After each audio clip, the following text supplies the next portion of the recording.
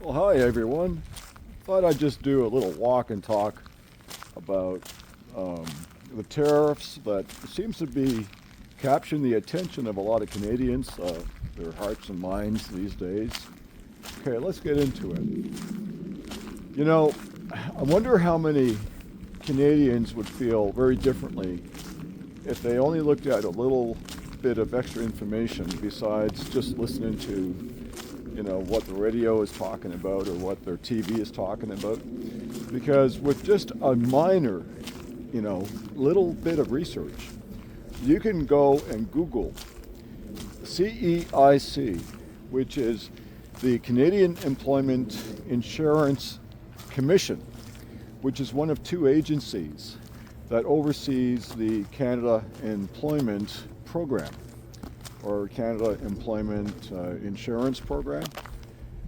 And the CEIC compiles demographics and statistics that the employment program uses.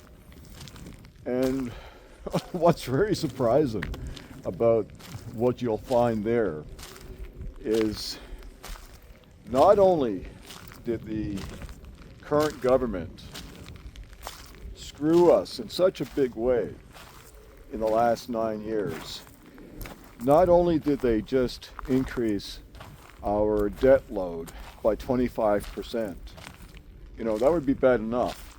In just 9 years, increasing the debt by 25%. But no, they not only screwed us by increasing Canada's national debt by just 50% extra. No, they couldn't just increase it by 50%, not by 75%, not just doubling our national debt. You see where I'm going with this? No, you know what they did? They tripled our country's national debt. Do you know what this really means?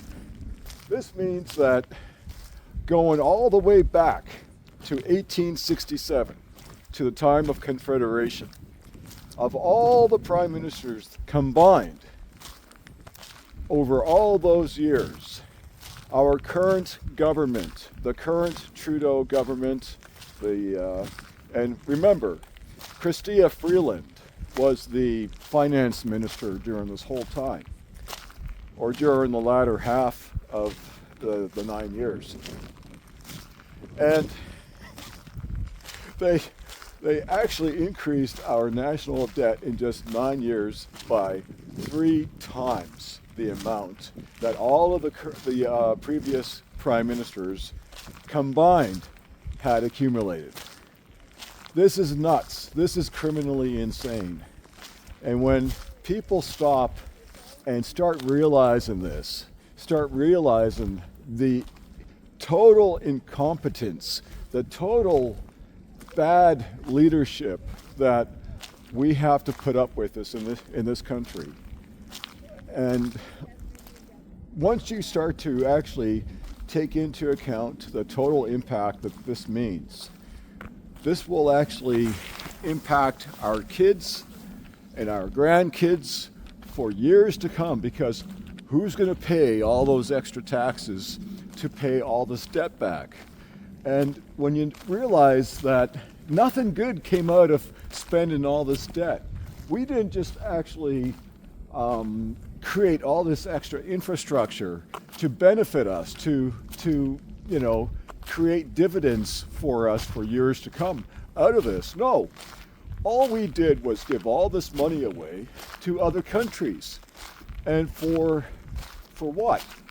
So that Canadians can get saddled by paying all these extra made-up taxes just because this one government that is totally incompetent, and people who are still going and cheering for the Liberal Party. Guys, you don't know money. If you understood how money actually works, when a government gives billions and billions away to another country to continue wars, all this actually means is that you're borrowing money at interest to then just give it away. This is not money that we had in the bank. This is money that the government has to go to the Bank of Canada and then ask them to print more money and then promise to pay an interest rate on top of all this borrowed money. And who pays for this? Well, it's the Canadian taxpayer. That's who. So not only does this have to be paid back, but concurrently at the same time, it lowers our standard of living because it devalues our existing dollars in circulation. It devalues our dollar on the international money markets. So when you go into the grocery store, no, it's not just the people that own the grocery store enterprises that are actually making money. Our dollar is not going as far, because when we import food, a lot of different foods into our country, it's costing those grocery stores more money because the dollar has been devalued. Folks, this is so bad. And when this gets around, when this gets out and people start realizing how much money we have just blown, we have allowed this bad leadership to blow on our behalf, we're talking over $1 trillion plus interest. This is crazy. I don't want to depress people about this. I don't want to, fear monger people about this. But by, talking about this, exposing this kind of corruption is the only way to have a better country. So for people to think that, wow, our Canadian government did so much great stuff over the last 9 years for us. They did such a good service for us. Look at all the good stuff they did. No, they didn't. They pretty well destroyed the country because now your kids and your grandkids are going to have to pay for all this extra money and all the costs coming into the country, all the products coming into the country are going to cost us more at the same time. So folks, I don't know what to tell you. We need to educate ourselves so this doesn't happen again. I can't begin to tell you how this really makes me sad. It makes me mad. It makes me angry.